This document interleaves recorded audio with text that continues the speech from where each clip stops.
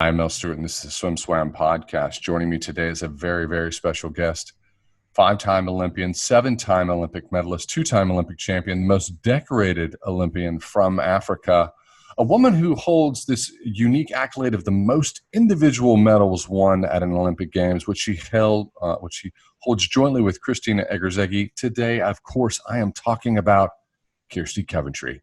Welcome. Thanks, Mel. How are you?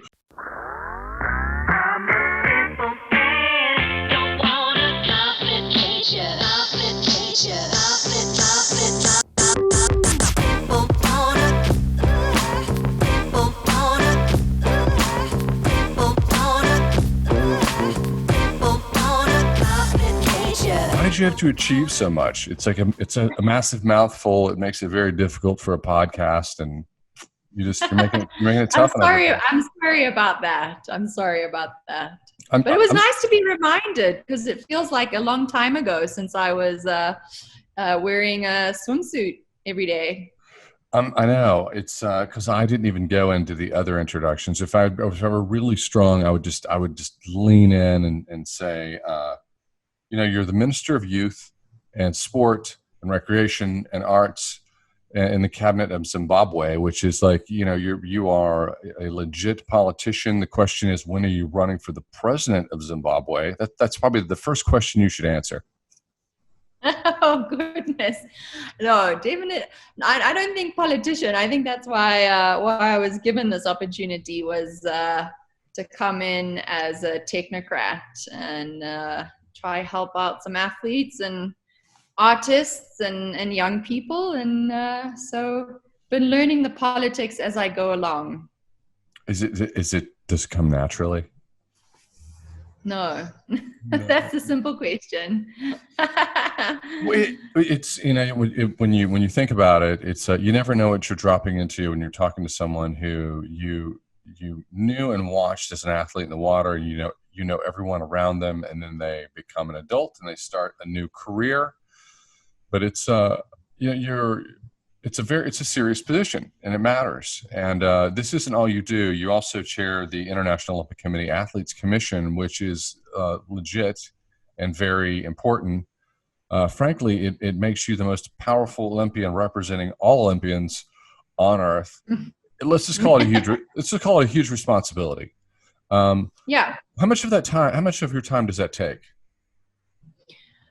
Gosh, I say, obviously with COVID, everything has sort of changed. But I would say right now, at least, half of my time.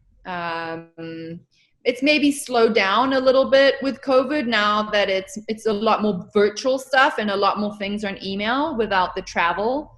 But when everything was, I don't know if we should say normal since there's a new normal, but before COVID, I would say about half my time was being spent doing my responsibilities with the IOC and obviously representing athletes on different commissions at different meetings and constantly trying to stay engaged with the athlete community around the world. It really is. It's a huge honor as much as it is a responsibility. It's also a huge honor because you go from, not just representing yourself as a Zimbabwean or a swimmer, but representing Olympians in general. So the amount of things that I've also learned just of the different sports. And I think I have so much more respect for Olympians around the world with everything that they do and they go through. Especially during this time, right? It's been really a tough time for athletes globally. And I just think that they've been so resilient and always finding new ways of staying fit and healthy. A big concern, because if you're the Minister of Youth and Sport in your home country, mental health, I suppose, is a very big concern right now. It's a big topic in the United States. Yes, and it is. It's a big topic here, and it has been, and not just for our youth and our artists and athletes, but just the communities in general. I think also coming from an African country, their COVID has hit us many ways. We've been very fortunate in Zimbabwe. We reacted very quickly, and we shut down our borders quickly, and we went on lockdowns quickly, and so we haven't had very high numbers. But because of the focus on saving lives, it's obviously affected our economy, which impacts, daily lives hugely. So the mental aspect has been a big topic of conversation with many different groups around the country on just how do we support each other, and how do we get through, and how do we use sport and art and ways of expressing ourselves to help us get through these times. These are two questions. I didn't want to talk to you about this, but I am curious.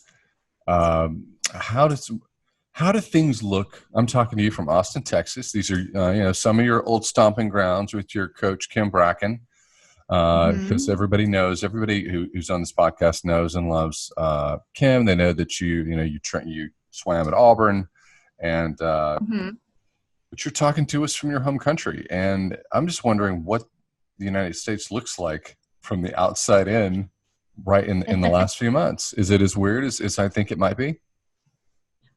So I was actually in the States, as you know. It's I consider it my second home. My husband is Zimbabwean, but his family they're all in the States, and we were actually in the States in June. My daughter had to come and visit some of her doctors for her hips. When she was born, she had a slight hip altercation, so we had to travel back during COVID times. Which was very interesting. Being very strict in Zimbabwe. I just thought everyone was being very strict. Like, it was mandatory pretty early on to wear masks and have hand sanitizer if you wanted to go into any buildings or any stores. And then getting back sort of home to the US, not seeing that level of things. It was a little bit scary. We were walking through the Atlanta airport, and I was like, wow, it's just like normal. This is crazy. So it has been interesting to see. And then obviously when we were there, we were just, a little bit concerned, actually. So we obviously traveled through Atlanta and through Washington, and then we stayed with my husband's brother who lives in Georgia. And at the time, they live in a smaller city, and obviously their laws were a little bit more stronger, just with,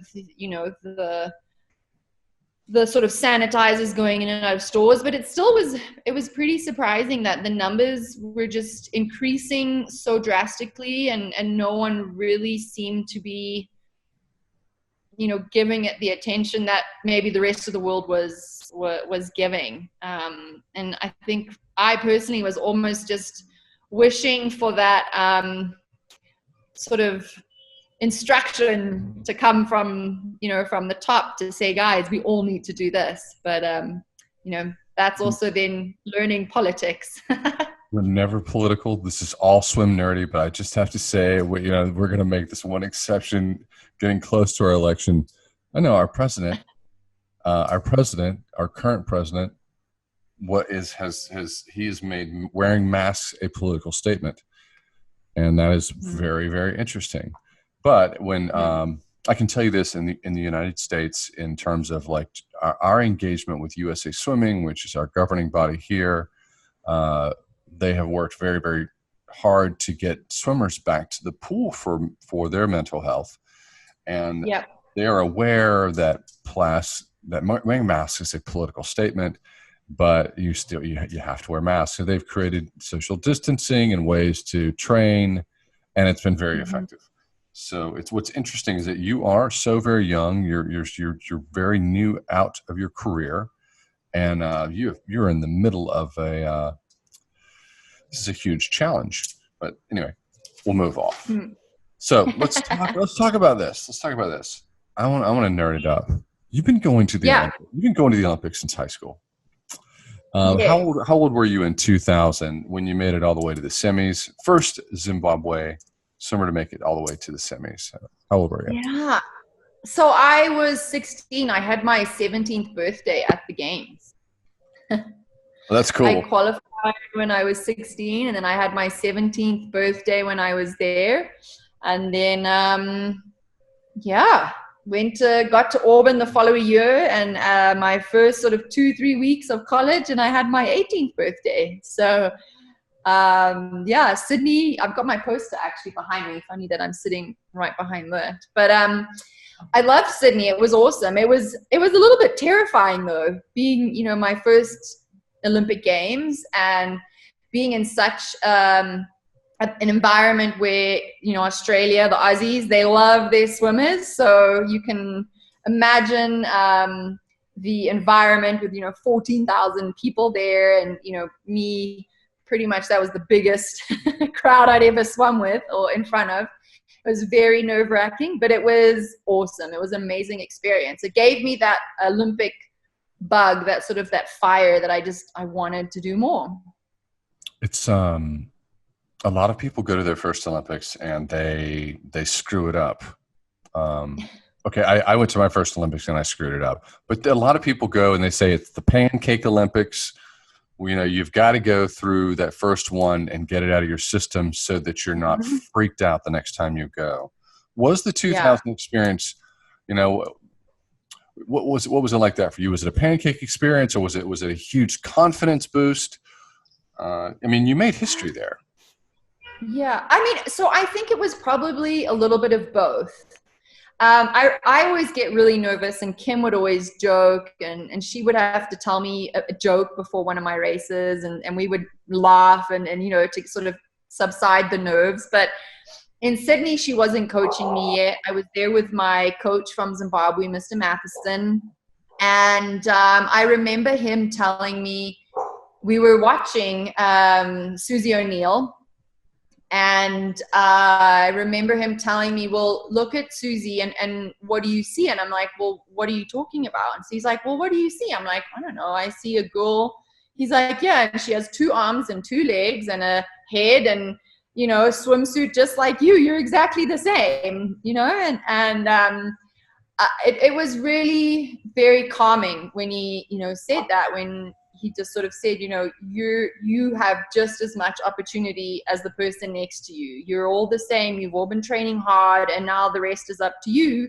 And you're either going to, eat that pressure and not do well, or you're just going to give it your best and see what you've got. And so I remember having some races where I just didn't swim well at all, but the 100 back, where I placed 12th was unexpected, but it was also because of his advice, right? Where it was just like, well, I've got nothing to lose. And it's the same advice, surprisingly, that Kim gave me in 2004 when the 100 back didn't go so well, and I was in lane, I think lane 1 or 8, I forget. I was in one of the very outside lanes, and she was like, well, you can't do any worse. I can only get better. And so, yeah, I just sort of took that approach in Sydney. Like, I'm here to learn, and I just tried to soak up as much as I could. I remember watching Inga de Bruin, and I remember watching Susie O'Neill, and I just sat and watched them warm up and warm down and swim, and I just thought, wow, this is a really unique experience. Every athlete has that moment in their life where they're like, wow, I could be great. Some people it happens late, and some people it happens early. For you, when was that moment, and could you describe it? That's a good question. I've never actually been asked that question. And thinking about it, I don't think I ever really had that moment of, I think I could be great. I just had that drive of, I want to do that.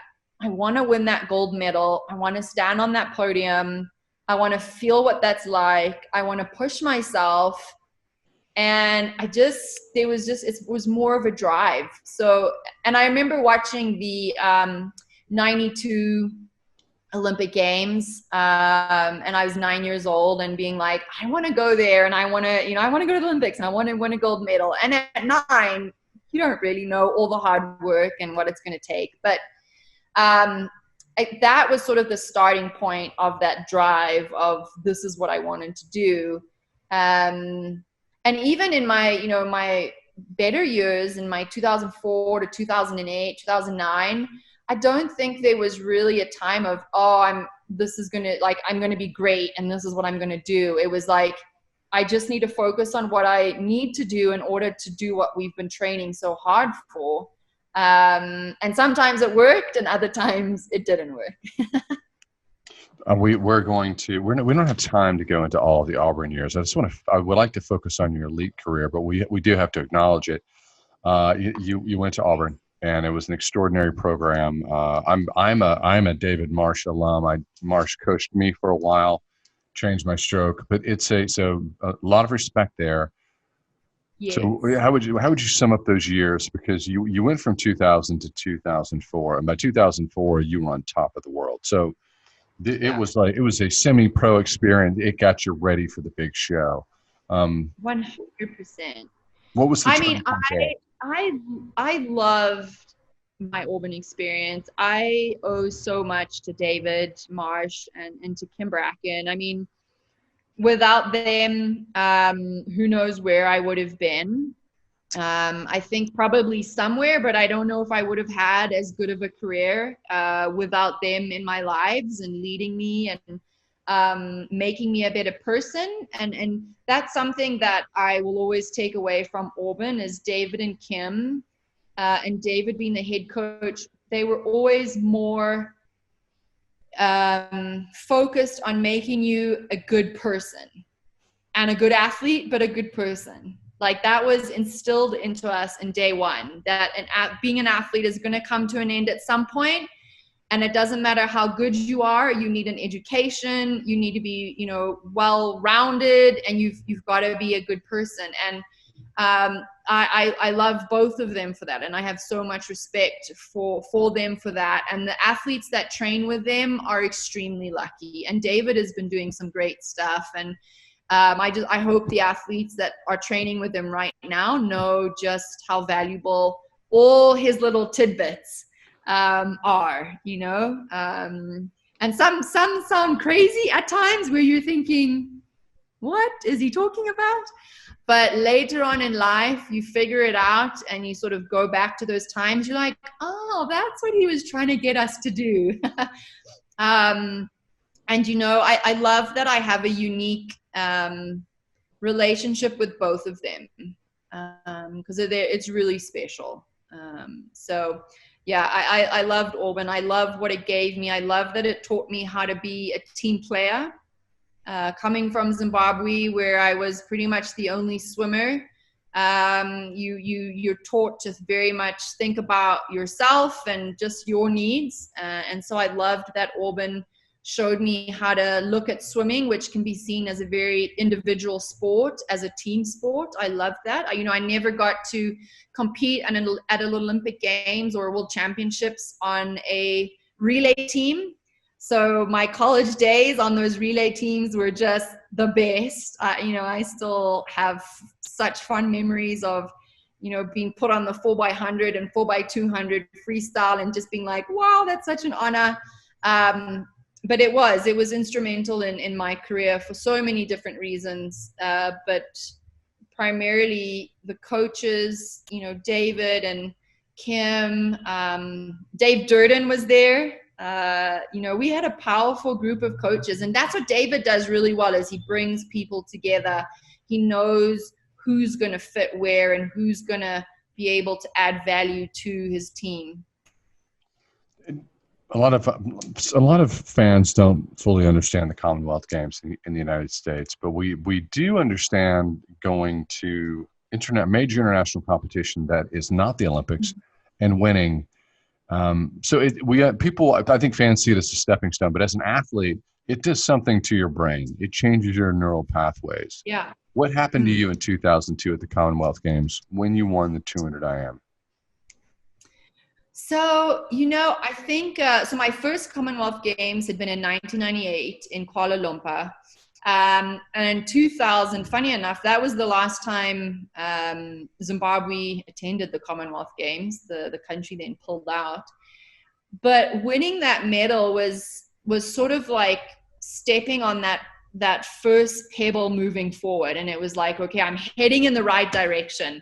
And it was very gratifying in terms of I had, obviously in 2000, it also was the Olympic Games. There was a lot of things going on, and I'd had a very sort of like level season, nothing really outstanding. And that can get very frustrating as an athlete. And you'll know that when you just hit those times where nothing seems to be working. And so when I won that gold, it was a little bit of like, oh, okay, we're still on track. And it was a little bit of relief, like, okay, all the hard work is actually paying off, and it's not just going to, not count or something, so it sort of was a little bit rejuvenating. I think it's egotistical and a little bit arrogant to even think this way, but I'm sorry I have to think this way. If you were swimming for the United States, you would have relays. And you probably would have developed and added more to your relay lineup as well, not just swimming backstroke, and which is kind of the way athletes evolve in the USA national team. 7 medals won at the on the Olympic stage. 2004. You're swimming individually. Of all your swims, obviously the 200 backstroke, the gold, had to be super special. But what is a moment that really defines your experience in 2004 in Athens? So yes, 2000. I mean, the 200 back race. I can vividly remember not wanting to look at the screen, because you're obviously in backstroke, you're a lot more aware of the people next to you. And I had my Russian competitor very close to me. And I didn't know who had touched first, and I didn't know where anyone else was in the pool. And I vividly remember turning around and wanting to see Kim and David, and then saw a friend of mine from Auburn, a 50 freestyler from Panama, Aileen. And her and Kim were jumping up and down and hugging each other. And I thought, okay. And then I saw David running to them and hugging. So I thought, okay, this is a good thing, and let me turn around. But I don't think I would have gotten to that point if I hadn't changed my mindset after that 100 back. So going into that 100 back, that first swim, getting those cobwebs out, it had not gone to plan. I was in the end lane. Having Kim sort of say to me, like, you can't get any worse, and let's just give it everything you've got. For me, that was super defining in two ways, because it proved to me that I could do it, and also when I go back and I watch videos, being in lane one, being from Zimbabwe, being sort of on the radar, but not fully yet. It was really cool to listen to the commentators, because they just weren't expecting me to have that good of a swim. And they were like, Zimbabwe, like, where the heck's that? And what was cool is that by the 200 backstroke, my last race, they knew who I was. They knew where Zimbabwe was. They knew I'd been training at Auburn and training with David and Kim. And so I think for me in 2004, that was sort of that defining moment, that when the chips are down, it doesn't matter. You can still give it everything you've got, and who knows what the outcome could be. A lot of athletes go and they have an Olympics. That is, you win 3 medals. There's something, you win 1 medal and you're sort of like you're in the club. You win 3 medals and you're in that, you're entering a rare group, and it's a cool thing. And it's, I used to say, if you could have 3 medals on your resume, that was enough to get almost every door open in sport. Well, you have 7, but you had 3 back then. And oftentimes when people achieve that, they don't keep going. And 2005 to 2008, your career was taking off and improving. You're doing personal best at every World Championships. It is a continual progressive direction.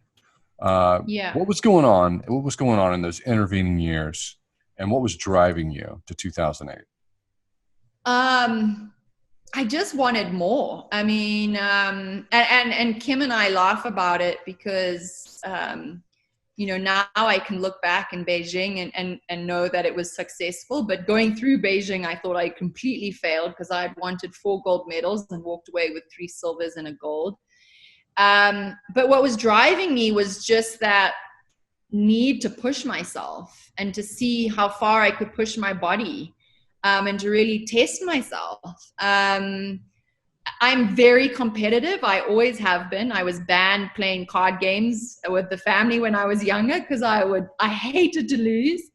So I think it was partly that. It was just that drive, and I'd had that sort of taste of what it was like. And I think in 2004, winning the gold medal wasn't necessarily something Kim and I had planned. We had always spoken about getting onto the podium, but not necessarily, we never spoke about winning the gold or winning. We just spoke about, let's get on the podium. And it's quite a different, there's just those simple change in words, it puts a lot more pressure on you than the others, right? Getting on the podium, we'll be happy with anything, versus gold is quite different. And so when I then won the gold, because it was unexpected, I think it then sort of gave me that taste of, I want to do this again, but I want to be able to expect it from myself, to know what that feels like. And so that's really what was driving me. And, in 2004 in Zimbabwe, the country was going through a lot of turmoil. Not our proudest moments as a country. And when I came home, there had been a lot of racial divide. And when I came home for the 3 days that I was at home, there was none of that. It didn't matter that I was a white swimmer. It didn't matter, where I come from or where I grew up. Everyone was just happy and excited, and it gave people hope, which at the time, again, I didn't fully appreciate in terms of really understanding. So I appreciated all the sentiments, but I was like, but I'm just a swimmer. And I didn't understand the perspective of where the country was going and what I was doing and how that was potentially getting people to be proud of Zimbabwe again. And so I think all of those things, as I got back to the States and got back into Auburn and got to see a little bit and have time to reflect, I think that also drove me. I wanted to do better for the country, and I wanted to be a good role model, and I wanted to be able to bring hope to people when things were not good.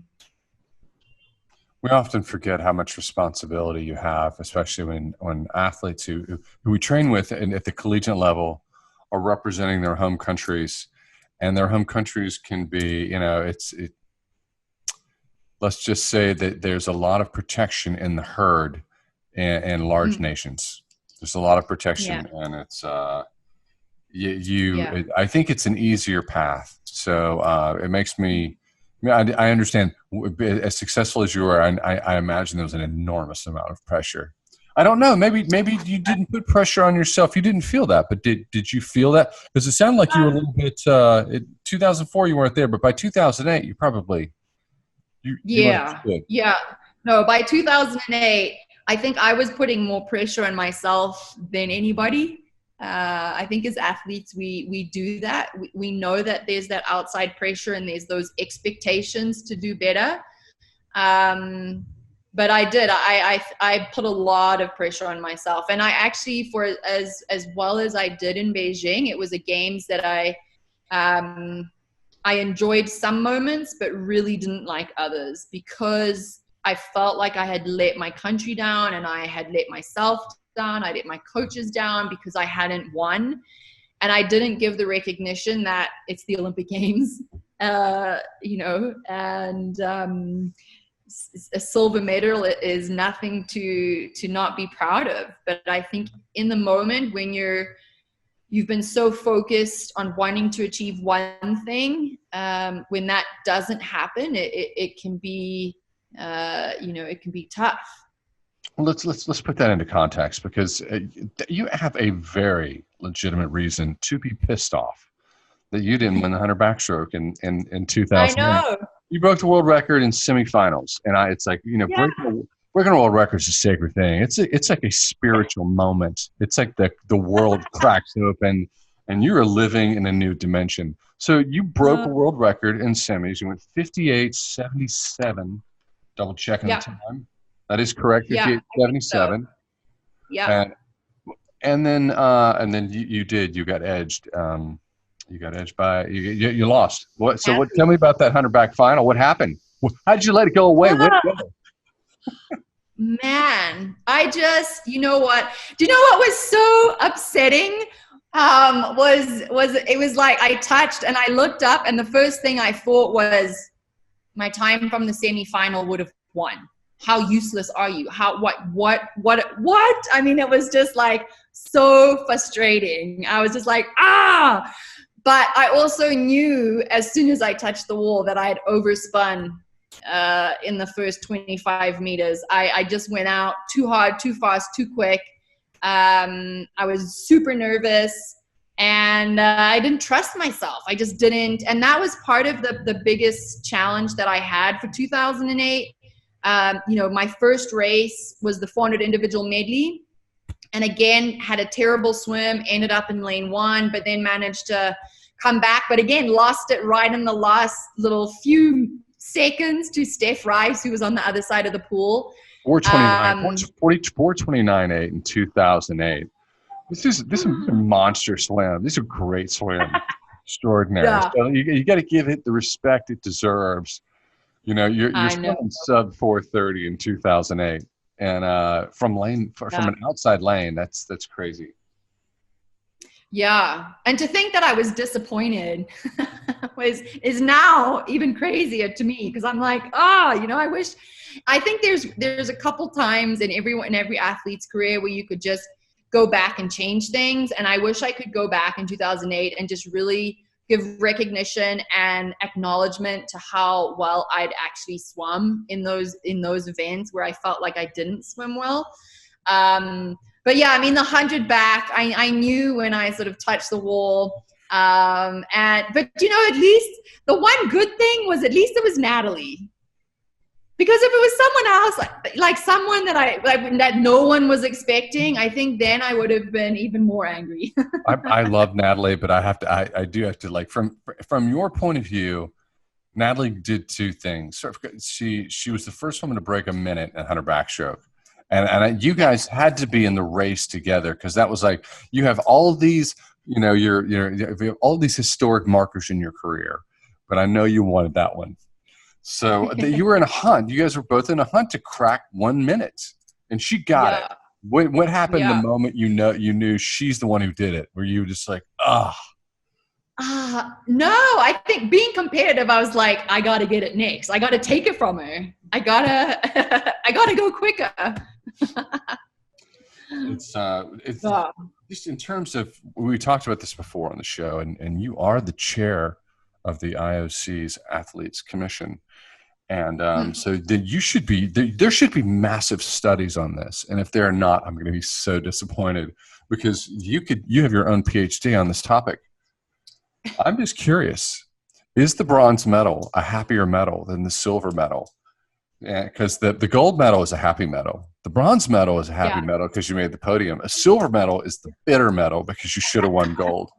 So was your 2004 bronze in the 200 IM, were you happier to be on the podium with a bronze than you were to win silver in 2000? Because you had a lot. You got some experience winning silver. Yeah. Thinking about it, I would say if I was comparing the silver in 2004 to the bronze in 2004, I'd say they both equally the same, because the silver in the 100 back was my first one. So I was just super excited to have an Olympic medal. Then came the bronze, then came the gold. But if I look at the bronze medal from 2004 and the silver medals in 2008, I probably would have been happier with the bronze, because then you're like, okay, I really did mess something up, or Yeah. What's extraordinary about your career is you win in 200 back in 2004 at 209. And then you have this great run, which is so personally satisfying for an athlete, which is personal best in the 200 back all the way through 2008 into 2009. What was your Yeah. 2000? Your 2009, I wrote down your personal best time. Oh, it's on another page. 204.86, I think. Thank you. Some athletes Yeah. pretend like they don't know their times down to the 100th, and they're acting all humble, and I never, ever buy it. I remember my 10 and under age group times down to the 100th. Yeah. I don't remember all of them to the splits, but I do remember most. Yeah. But that has to be, well, you know what? It has to be very satisfying. You did have the benefit of technology in the suits, but if we're being totally honest here, and I'm sure someone's going to be upset about this, there's certain athletes, and I probably would have been one of them. I was always on the thicker side, the rounder side. I always care. I would have benefited probably well from suits, but you were a very slim, swimmer, and I don't know that the suit benefited you as much as it would benefit other athletes. But you still had that technology within the trajectory of your career. But talk to me about those two pieces, improving all the way through 2009 and also managing the technology as it was entering the market. Yeah. Man, well, 2009 World Champs, it was fun because it was in Rome and Italy and the fans were awesome, but it was also one of the most stressful events. It was not fun. You know, the nice thing with the technology in 2008 is Speedo had pretty much broken the market and everyone was wearing Speedo. Like if you go back to the Beijing videos, everyone's wearing Speedo. Even if you were sponsored by Tier or Nike or anyone else, they gave you a pass and you just got to swim in the Speedo, right? And it leveled it out. 2009, now the other companies had time to catch up and go further. You know, one of the worst things I did in 2009 was try on the other suits in practice. And in the Jacobs suit, do you remember the Jacobs suits? I was in Rome. I was in Rome. I thought Rome was the coolest world championship, just from fun place, beautiful people, kind of a cool vibe at the event. But so yes, I remember Jacob very well. But so I put a Jacobs suit on in practice the one day before we got to Rome because I wanted to see, which really was stupid. I don't know why I did that. But at the time, there was also talk of maybe Speedo would also just let their athletes swim in whichever was the best. And Jacob was the best, you know, out there, followed very closely by the arena suit. And in my pace, I was a good 0.3 to 0.5 faster in the Jacob per 50. And I was like, this is crazy. But it was the worst thing to do because obviously the Speedo were like, no, you have to wear our suits. And yeah, I mean, it was tough because I remember going through those conversations with Speedo and saying, guys, like in my contract, it says I have to remain in the top 3 in the world, but your suit's not, like our suit is not the best right now. So how do I, do that? And what do we do? And some Speedo athletes just wore the other suits anyway and then figured out what, they maybe get penalized afterwards. But anyway, I looked at it and Kim and I had a long discussion and we thought, you know what? Speedo has been loyal to me as an athlete and now it's time that I need to be loyal back to them regardless of what another suit may or may not do. And I was lucky that the 200 back came and I was able to win it. But it was very close. I don't even think I made the final of the 100 back. I had swum terribly in the 200 IM. Like the meet was just up and down and emotional and stressful. And so it was tough because you also had the media just, giving so much more recognition to the technology than to the athletes. And I remember in one interview, I actually got quite, frustrated. And I was like, if you had to put this suit on, you wouldn't be able to do the time I just did. So give us a little bit of credit that we still had to train and you still had to put in the hours. It's not like you could just show up. And you're right. I think one of my disadvantages during that suit time was I just could never bulk up in terms of muscle.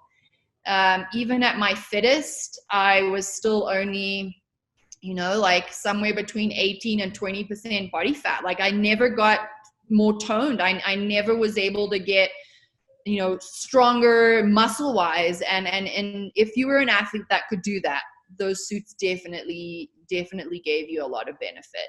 But at the same time, I think you still had to put in those hours. You still had to train. You still had to wake up early and put in the time. So I think there was a balance. It was a weird time. I was there every single day, and it became sitting in the stands. It became I appreciated it. I thought it was fun. But it did get a little bit ridiculous. It's like, oh, another world record, and people would applaud. And it was sort of like, hey, it's going to be a world record, but what's the world record going to be? How fast? How much are they going to break the world record by? Because they did in every event. Yeah. And I feel like it took away that like uniqueness or that specialness, It was, and there was, I was a Speedo athlete, so I was aware of what was going on behind the scenes with talks and Speedo athletes and Speedo. And it was, but you know what, kudos to you for being loyal, because I think that's a very sacred relationship. And I do think it matters. And I do think that swimwear contract is an important contract in your life. Yeah. It's like one of those boxes you check, you win your medals, but you also had a big swimwear deal. And you had one with a great company. So so we're really down to our last few minutes. Do you have any takeaways? What is it like to win 7 medals and then retire and like now you're in the ministry? Now you're a cabinet member in Zimbabwe. You're a hobnobbing, powerful woman. What was it when you wake up in the morning? Is it just like, is music playing and the sunshine? Yeah, no, when I wake up in the morning, I'm looking at my clock to think, please, I hope it's at least 6 a.m. because my daughter of 16 months decides to start waking up earlier as the sun comes up earlier. But no, I mean, takeaways, I think like I said, I've had incredible people in my life. I've managed to travel the world. I've formed friendships with Kim and David that I will have forever. So I was really fortunate for my career. It taught me so much. It taught me how to be tough. It taught me how to get back up. It taught you that, like when the chips are down, you can still turn it around and take something good from a maybe not so good situation. And I think all of those things are helping me now in my day-to-day life. And I was super lucky to have the career that I had. And you know what, I was really fortunate as well to go to London and to go to Rio and really enjoy the process. They weren't, I still made finals. I still came 6th in both those Olympic Games, but I didn't have as much pressure and they were really fun. And so I got to also experience the Olympic Games at a different level, which I'm super appreciative. And I was able to walk away from my sport, not injured and on my own terms. And for me, that was really, I'm grateful for that. Well, it'd be a lost opportunity if I didn't talk to you about this. So we're always checking our intelligence and our sources, and the big question on the table is we're looking at next summer and will we have an Olympics? So I'm going to tell you what I'm hearing from my sources, and they say it's unofficial. Like we don't report on this at SwimSwam, but I'll talk about it in a podcast. So this is kind of what we're hearing on the domestic side in the United States. We're going to have an Olympics. It's likely that it's going to be only Japanese fans, and there's a likelihood it could be fewer sports. It's going to be a question of how many sports we have. And I've been told that we're absolutely having Olympic Games because the IOC has to fulfill that television rights agreement. It is a catastrophic moment if they don't at least run a televised Olympics. So they have to have it. So the point was 99.999% sure the 21 Olympics will happen. How accurate is that statement? Can you comment on anything? So I can comment on the full commitment of the IOC and the Tokyo government and the organizing committee that we will have a games. And right now we are looking at all kinds of what that games would look like, all different scenarios. So I think it's too early to really say one scenario over another because I feel like everything keeps changing so drastically. You know, in Europe, we're seeing a second wave. There's been a lot of different talk around the vaccines. So there needs to be time. So it's giving the IOC and us all a lot more extra work to just try and look at, how do you plan an event that has, a number of different scenarios, but that's what we have to do, right? So we are all fully committed to having a games, and we all have to just sort of wait a little bit to see what that's going to look like. Spoken like a true politician. Will you come back and we can talk about the Auburn years, and we'll also just do a check-in because we're going to be in a different place next spring, and we could talk about our next Olympics. Would you come back? Definitely. I will definitely come back. You just let me know.